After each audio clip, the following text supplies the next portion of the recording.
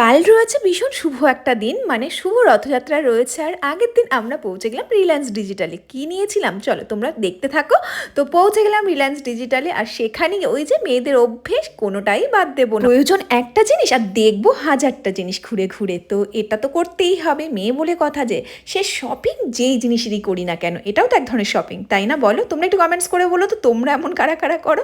তো এসি থেকে শুরু করে রেফ্রিজারেটর সাথে ওয়াশিং মেশিন কোনোটাই বাদ দিলাম না, পুরোটাই ঘুরে ঘুরে দেখলাম। আর এখানে এই ছোট্ট ভাইটি খুব সুন্দর করে ওয়াশিং মেশিনের ফাংশনগুলো বোঝাচ্ছিল, কিন্তু আমার তো পুরো মাথার ওপর দিয়ে যাচ্ছিল, কারণ ইলেকট্রনিক্স গুড সম্বন্ধে আমার কোনো আইডিয়া নেই, আমার কিচ্ছু মাথায় ঢোকে নেই জিনিসগুলো। তাই পুরো দায়িত্বটা ছিল আমার হাজব্যান্ডের ওপরে। ওই সমস্ত কিছু দেখে বুঝে কিছু একটা কিনবে, কিন্তু কি কিনবে সেটা অবশ্যই তোমাদের সাথে পরের ভিডিওতে শেয়ার করব। তো এখানে আমি এসিও দেখে নিচ্ছিলাম, আমার স্টুডিওর জন্য আরও একটা এসিরও প্রয়োজন।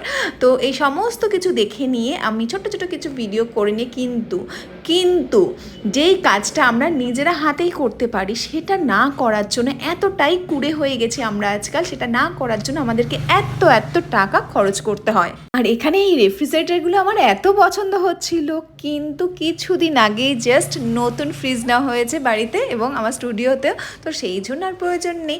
যাই হোক, ফাইনালি এই সমস্ত কিছু দেখে নিয়ে এবং পারচেসও করে নিয়েছি। তবে কি পারচেস করলাম সেটা তোমাদের সাথে নেক্সট ভিডিওতে শেয়ার করব। আর এই যে বিলিং কাউন্টারে চলে এসেছি এবং বিল করে নিয়ে দেন আমরা বেরিয়ে পড়লাম রিলায়েন্স থেকে বাড়ির উদ্দেশ্যে। আর প্রচণ্ড রোদ ছিল তো, আর এই রোদে আমি তো যেভাবে বেরোই, মানে কি বলবো, পুরো মুখ হাত সমস্ত কিছু পুরো ঢেকে স্কার্ফে জড়িয়ে একদম বাইরে বেরোই। তোমরাও কি এইরকমভাবে বাইরে বেরো? কমেন্টস করে জানিও কিন্তু। চলো এখনকার মতো টাটা।